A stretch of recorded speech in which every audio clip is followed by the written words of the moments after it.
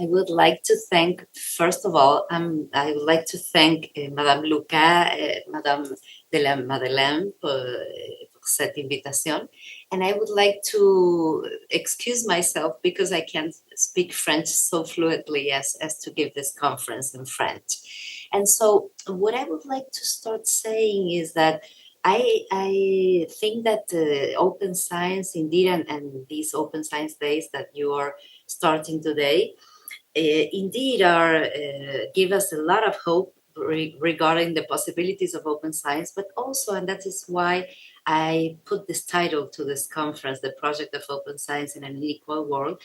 It also implies some risks of broadening the digital divide and other issues that I would like to undertake in the following minutes. So can you please just confirm if you're seeing the change in my screen? I see, yes, I think I can see it in the floor. I will continue because everything looks fine. And so I was saying that I would like to speak about all these different tensions and hopes that we have in open science. And I'm speaking after having the honor of being the chair of the advisory committee of the UNESCO Open Science Advisory Committee that prepared the recommendation of open science that was approved, as you can see, in November 2021 in Paris in the UNESCO conference. I just put there the photograph of the moment in which this was approved. And well, when we started to discuss between 2020 and 2021 with all these experts, the first thing that we realized was that open science needed a global framework. There were different definitions of open science, and also to define what is openness exactly, to what, and to whom. So, first of all, the idea of acquiring a consensual definition, the idea of open science as an umbrella that includes different movements of open science, but also a definition that has to do with how we define openness and to which extent we are including the diversity of disciplines and different type of practices of open science. So we also started to discuss in these 2 years the shared principles and values and the set of actions that we had to do to advance in the path of open science. So now, and I'm looking to the floor and I see that the screen is changing. The values, of course, you may be very familiar with them, but we're going to just make a review. First of all, quality and integrity, collective benefit, equity and fairness, diversity and inclusiveness. I think in that sense, one of the most important issues was that to approve this project of the recommendation, we needed to discuss with 193 countries. And so we had different problems and values that were different depending on the region of the experts and the countries. And so the principles were hardly and deeply discussed. First of all, what was really to think about scientific integrity. And so finally, we can define these principles as transparency, scrutiny, critique, and reproducibility, the equality of opportunities, the responsibility and the respect and accountability, collaboration, participation and inclusion, flexibility, sustainability, and what are the actions that we had to make in order to advance in that path. First of all, to promote a common understanding. This is what I was saying about the definition of open science and the set of values that I have mentioned. To develop an enabling policy environment, this means to have an environment in the institutions and in the countries that can foster these changes that the open science needs, because it mainly needs also a cultural change.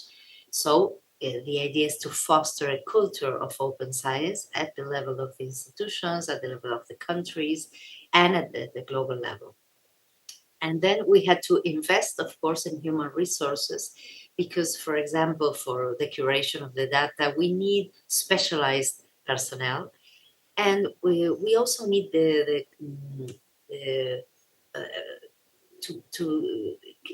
the capacity in the researchers themselves, right?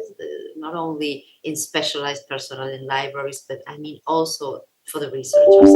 And to promote, as I was saying, to promote innovative approaches, cooperation.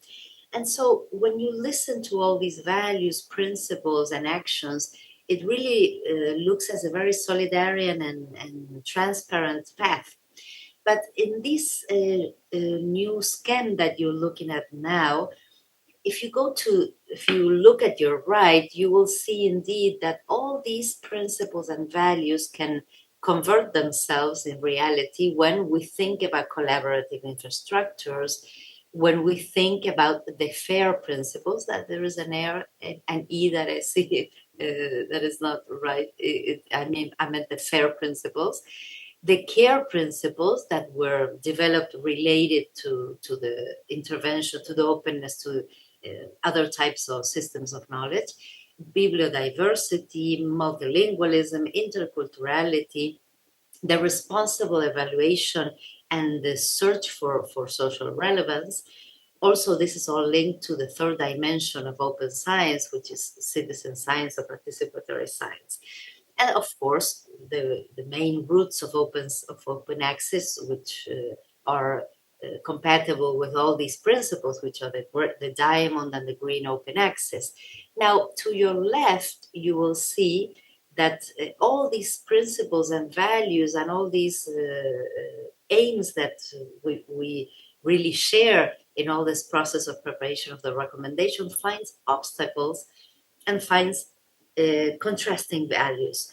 For example, one of the main issues that is in contrast with the collaborative infrastructures is the digital divide, the developmental inequalities. This means that if not only in general in the South and in the global South, I will show some geography for that, but if we think that we have developmental inequalities and different developments of infrastructures, well, to create collaborative infrastructures and to advance in that sense, of course, can mean that some parts or regions of the global, at a global scale, can be left outside. This means that some countries in particular could be completely left outside and in a very unjust transition to open science. The other problem has to do with interculturality. English as a unique code for interoperability. Maybe, I'm not really sure if the public in the conference, the audience knows exactly how this interoperability works between infrastructures, but the main issue to interculturality is the fact that English is the almost unique language used. The other problem is academicism, because it is sometimes very difficult to convince, to persuade the researchers and the academies and the different research assessment systems that we need to advance in the openness to society, and not only in the first dimension of open science or the first or the second, which is open access and open data. Then we have another very direct problem for this openness that we are searching for, which is the fact that research assessment has been organized for many, many years and decades already by this indicator, this publishing indicator that is called the impact factor. All the different declarations worldwide, like the DORA declaration, COARA, FOLEC in Latin America, have argued that the impact factor has been one of the main issues that has been an obstacle to advance to a more responsible type of research assessment.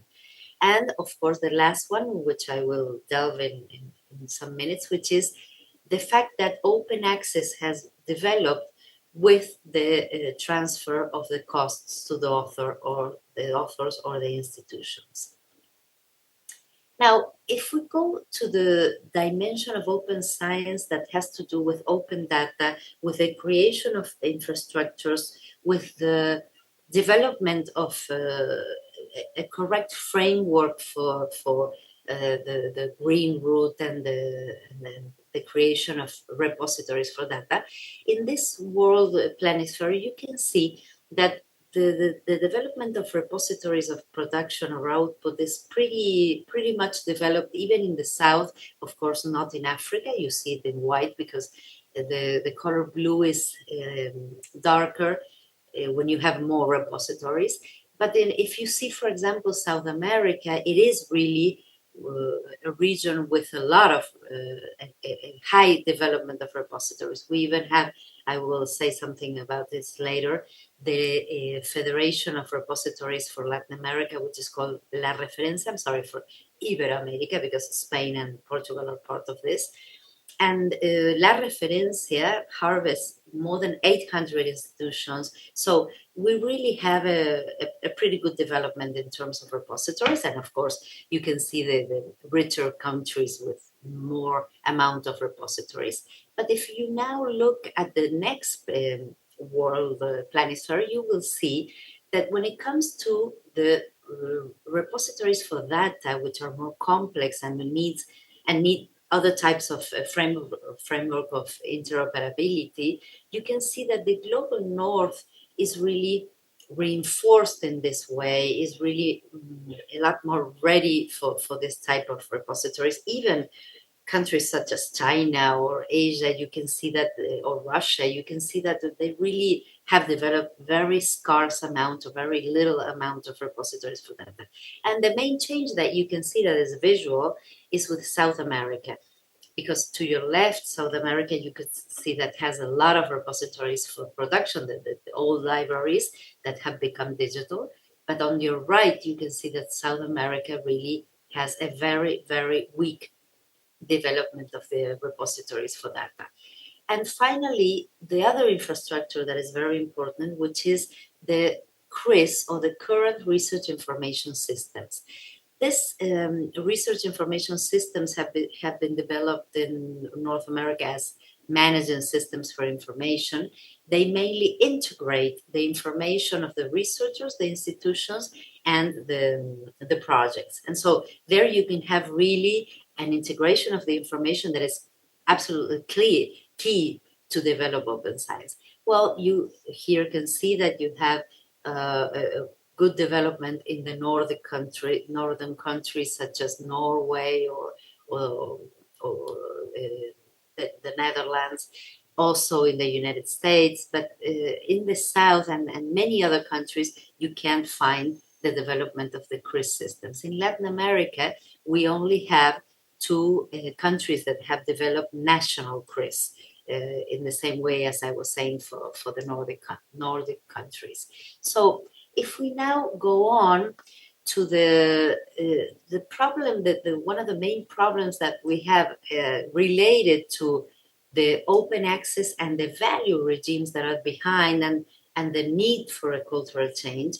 In this figure, I'm trying to stress the fact that there is a general opposition in a worldwide scale between the global standards of the integrity of science or the quality of science that were mainly imposed by the North, the idea of academic excellence, which if you think on the idea of excellence and quality are very different, because the idea of quality is you can say yes or no, you can say this is really a quality result. But when you talk about excellence, you have to create a scale in which normally you use indicators, rankings, and so you have to select the best of the best and the brightest, as some said in the 1970s, right? So you need to create a scale in which normally only the elite or the best and the brightest are going to get funding or advance in the career. So this created an opposition in the worldwide sense of the mainstream versus the peripheral science. And this, in the right scheme, you can see, created the idea that a national scientific field, in the South particularly, or in what can be called in general like peripheral science, was really forced to adjust to those global standards that were imposed from north to south. But there are many circuits of not only of the production of knowledge, but also of the circulation of knowledge. And open science can really be a game changer in this vertical type of organization of the value regimes. Now, one of the main problems that we face, and I think that today is the first day of these open science days, and you will dedicate to open access in publishing, right? And so, in terms of open access, if we remind the 2002 Declaration of Budapest, the BOAI, you will remember that this declaration really thought or defined gold open access as the gratuitous and immediate open access through internet. So what our most important defenders of open access said more than 20 years ago was, well, the articles, the books have to be available directly in internet. But the problem is that gold access or gold open access has, we could say, has had a Pyrrhic victory because it has advanced and particularly had a push during the COVID-19 pandemic. And so many journals have shifted to open access, but with a new paywall, which is the transfer of these costs to the researchers or the institutions. I have observed in the comparison that if we compare Germany or France or the UK with Latin America, Africa, or other non-hegemonic countries in the South, the problem for the North is mostly an institutional problem. The problem for the North is like a double payment of the APCs by the institutions or the countries and by the people, of course, and their taxes. But in the South, the APC gap or the APC problem is an individual problem. This means that me as a researcher, since my institution cannot pay for this APC, and since my country nor my institution are involved in the transformative agreements that are mostly made, well, the problem of the APC is an individual problem. It's a problem for me. I have to pay the 2,000, the 3,000, or the 500 euros. So it is really, I think, a main difference about the effects of this open access with the payment of APC. I also think, and that's what I would like to delve in now, that what we have here is a commercial cooptation of the learned societies journals. This is an increasing phenomena that we can see, and that this type of commercial type of publishing has also incentivized the predatory publishing. And I will try to prove a bit of this now. So today, if we try to define what is predatory publishing, I think you may have faced this in your institutions in Lausanne, and Europe is faced to the same problem as we are in Latin America or in the South. When we try to define predatory publishing, it's not so easy now, and there are different names and questionable journals, etc. Because to define what is predatory means that maybe we should talk about only fraudulent type of journals that are not really journals that are in a condition to. Just a minute.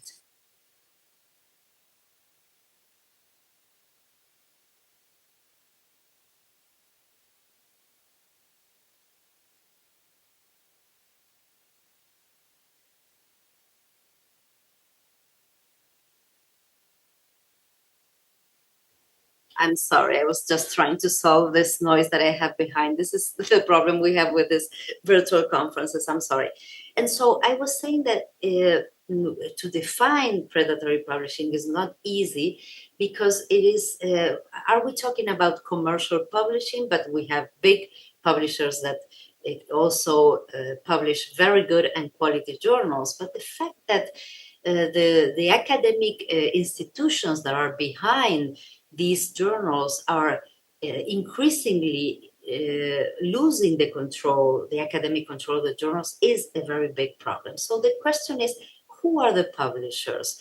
The publishers are the institutions, the learned societies, or the academies that are publishing these journals, or we are facing the direct control of the journals by the commercial publishers.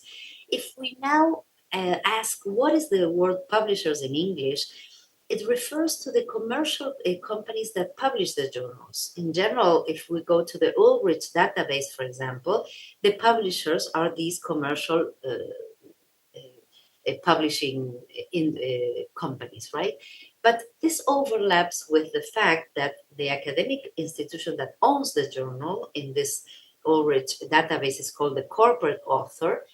This means that we have an institution or an academy that is the owner of the journal in the sense, in the academic sense, right? The researchers that create the journal, that review the papers, etc. But when we talk about publishers, it looks like the normal thing is that the publishers are always a commercial company. In Latin America, the publishers in general are the universities and the learned societies. We have very few journals that are run by commercial companies or oligopolies like Elsevier or these big publishers. And so the problem of defining predatory journals is that in the last 10 years or 5 years, we start seeing that these commercial publishers that had great prestige, such as Elsevier, or the indexing services such as Scopus or Web of Science, that have in their collection the very good quality journals, we're finding that there are predatory journals that are taken outside of these collections. For example, the case of MDPI, or the case of the 82 journals that were left out of Web of Science very recently and Scopus. So we see that there is a major problem with the classification of the publishers. And in Latin America, what can explain the fact that the publishers are mostly universities and the learned societies?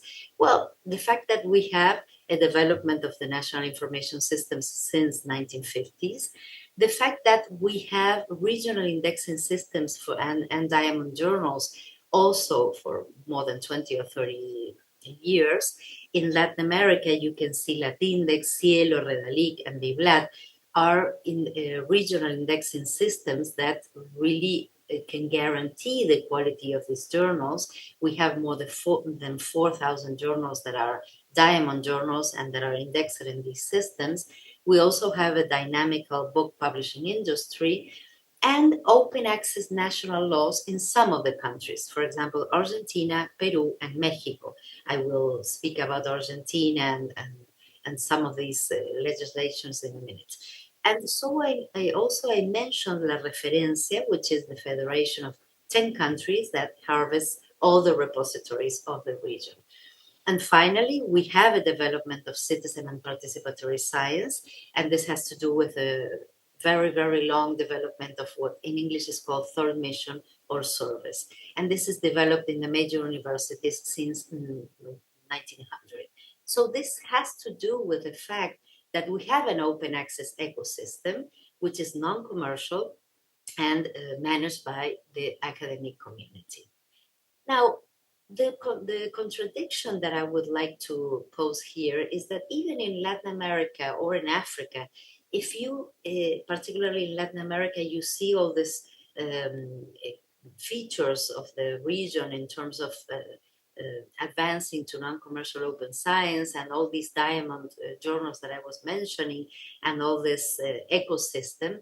But the problem is that the researchers that work in Latin America also participate in the international arena and in international publishing. And that is where these inequalities that I was speaking about arise, because most of the researchers in Latin America also participate in the world conversation of science. So we made an international survey to understand what is the knowledge on the roots of open access. This is like a key issue. How much do our professors and researchers really know the difference of the roots of open access. What are the publishing practices, and what is the incidence of the national regulations and the infrastructure for the advancement of open science at the level of an institution or a country? And so the questions that we made ourselves, the research question was, what is the relationship between this knowledge of open access by the researchers or the librarians or the general different actors of the universities and the comprehension of these roots and the actual publishing practice? What is the incidence of the national or institutional regulations in changing these practices? And what role does the available infrastructure play as an incentive for open access? And I would like to show you the comparison of the results of this journal in 4 countries. ARG is Argentina in the top, Brazil, Mexico, and South Africa, just to include at least one African country. And when we asked all these researchers, this had, as you can see in the numbers, 3,313 answers in Argentina, 6,288 in Brazil, 3,400 in Mexico, and 535 in South Africa. When we asked them if they had ever published in an open access journal, well, the majority said yes, but I would like to stress that in the case of Argentina, it is the lowest figure. It is 74.3%. This is a bit strange because in Argentina, as you can see on the on the top right of the top left, that is just a little photograph of the national law that we have on open access, and that was approved more than 10 years ago in 2013. But strikingly, Argentina was the country in which the researchers answered that only 74% of the researchers had published in open access. But the thing that was more striking to us was that when we asked, do you know the following types of open access? We found that in Argentina, which is the first column, right?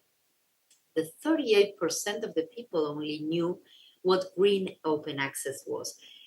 And it is the country that has a national law that is not in general for open access only. It is a national law about the open access repositories and the mandatory regulations to upload all the publications in the institutional repositories. About gold open access, only 49% said they understood the difference between gold and green, and diamond pretty less, 38%. And this is almost in general the situation of most of the countries, except Brazil, which you can say that more people know green access, or in South Africa. So when we ask what are the reasons why the people that have not published in open access can give, and the 2 that are highlighted here in green are the answers that said, I have not been able to afford the publication fees. I refuse to pay to publish my research results in open access journals. So in Argentina, for example, you could see that 72% of the people said they couldn't afford the fees.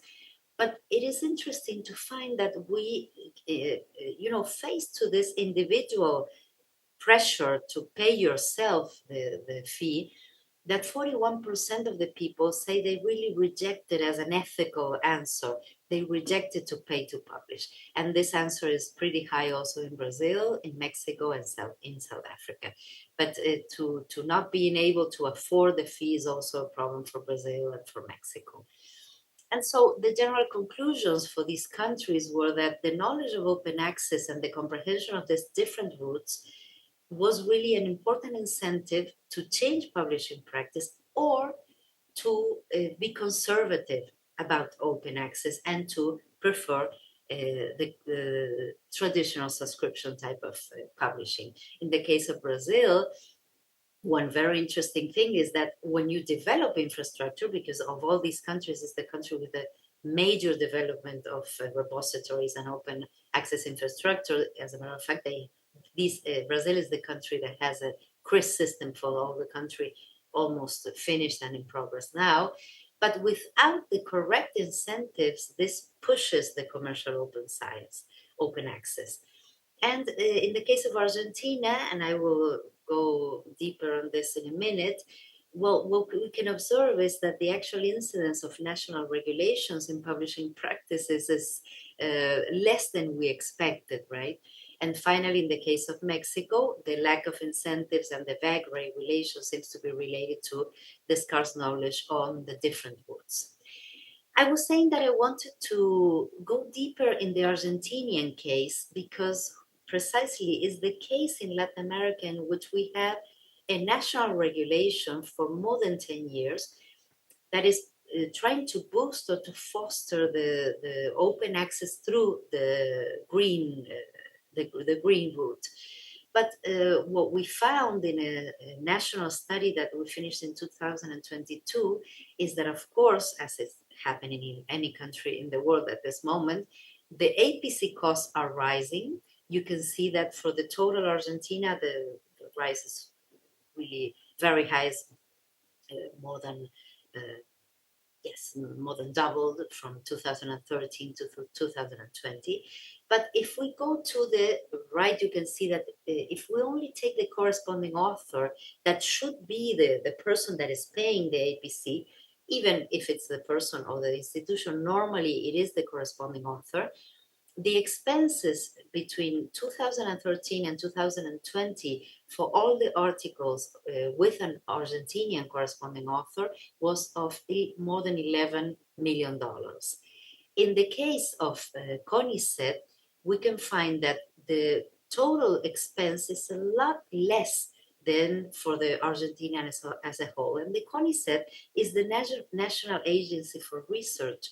So it is really the scientific research agency in which the most internationalized and elite type of researchers work. So you can see that anyways, it is like a lot less than the global expense that Argentinian corresponding authors have.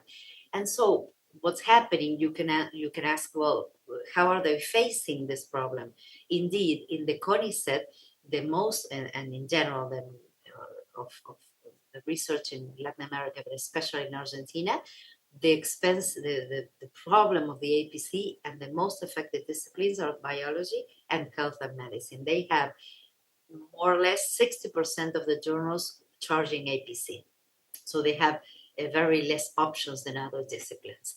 But what is happening then with the researchers at CONICET when we see that they are indeed publishing less in open access than for the total of Argentina? Well, what we can see is that the relation is inverted. For Argentina, 53% of the publications are in open access today.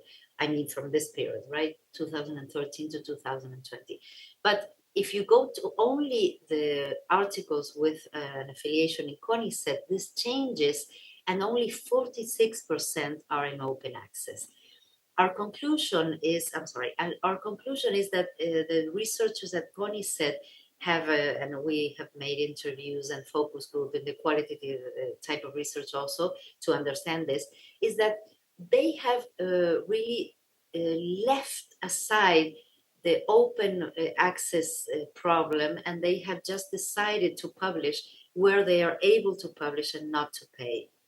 And some of them include, I can even say that in the biology and health sciences, very well recognized researchers answer some of the qualitative interviews saying, well, I am going to publish where I can, and I'm going to make a choice of a quality journal, and I'm going to be sure that this is read by my peers, and I'm going to share this PDF with everybody. So really, open access is now with several, I would say, severe problems in Argentinian CONICET because of the APC costs. So trying to go to the end of this conference, well, maybe you can see that in the development of the Latin American situation that I've been describing, it is pretty clear that we have a non-commercial, open access, regional academic publishing circuit. We have more than 4,000 journals, and here you can see the most important platforms, publishing platforms and infrastructures that are helping us with this.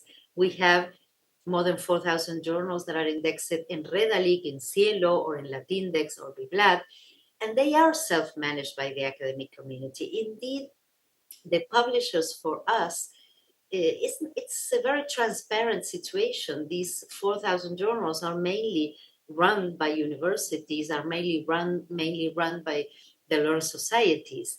Now, the problem is that we have a sort of alienation, because we have a sort of alienation between all the public investment that is made by our governments and institutions in open access and the scarce value given to these journals from Latin America in research assessment. So going back to this value regime problem, what we have in Latin America is very valuable quality journals that do not participate in the impact factor competition, that do not then participate too much in these rankings and all this competitive type of indicators, but they offer Latin America very good and quality journals, even not only in the social sciences, but also, for example, in the health and biological sciences, which are the ones that have a very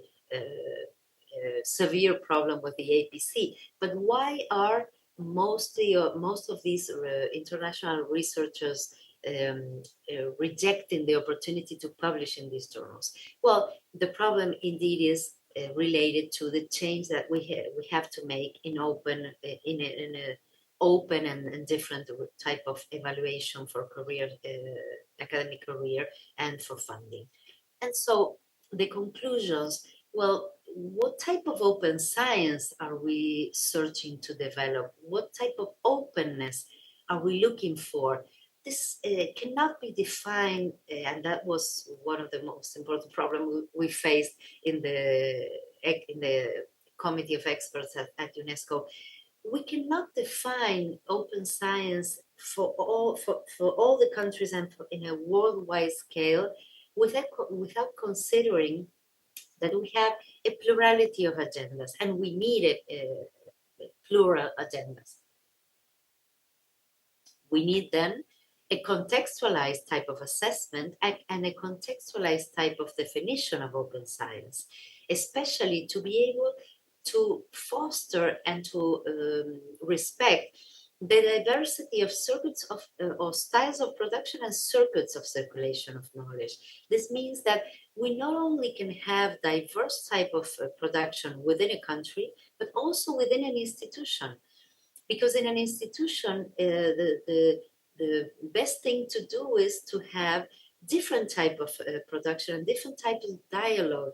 You will have projects that can work with the local community that is surrounding the university, and it may not be and it may not have as a result an article that it's going to be published in a mainstream type of journal, but it has a very deep and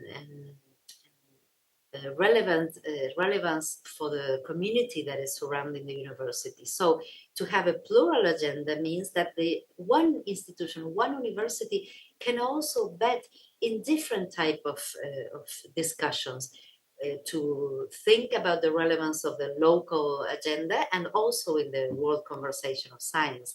And that is why I am trying to change here the arrow. Remember that the arrow was facing down and was in a vertical style, imposing global standards to all the rest of the agendas of any country or institution. And I think we have to invert this arrow, to think first in quality, to invert the idea of excellence and to think in scientific quality, integrity, and to think not more in the impact factor, but in the social impact that we need, and in that sense to restitute the link between excellence and social needs. About interoperability, well, we need urgently to think on interoperability and open science with multilingualism and scientific autonomy. And in that sense, it is central to think that we have to have any advance of open science cannot be considered contextual and in the search of social relevance if we do not protect and respect indigenous knowledge. And so in that sense, I couldn't develop much of this third dimension of citizen science, because today you are in the open science days, you're working on open access, and that is why I have centered all this discussion on open access. But it is one of the main issues that we have to discuss when we think about open citizen science or participatory science. And so my last question would be, how can our universities at the level of one university contribute to the implementation of open science with equal opportunities and academic autonomy? To your right, you can see that what I'm trying to show in this circle that you see, it is in one of my last papers I wrote about this. It's like a proposal to go back and remind those TV shows that you could, give a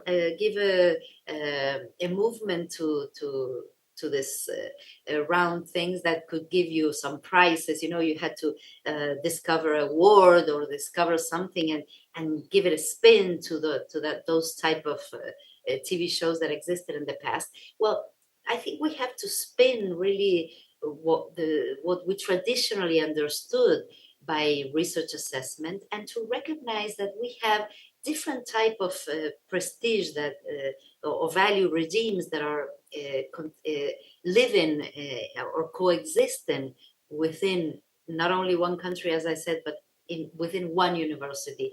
And a research that is good for the discussion in the mainstream circuit is not really good for the discussion in the local circuits. And if we have a project or a third mission project, but also a research project that is giving results for a problem that is really a relevant need of the community that is surrounding our university, well, why should we think that this social need is less relevant than the academic needs or the academic discussion of the mainstream circuit, right? So I think that from the perspective of one university, we should know all the diverse type of research that we have, try to articulate and to relate with third mission and service and to the knowledge of the community that is surrounding our universities, and to propose the idea of a national field or an institution that can be multiscalar, that can work in the local, national, regional, or global agenda. And I think I will be finishing for now. And I thank you very much for all. And I think I will stop my micro so you can speak, Constance or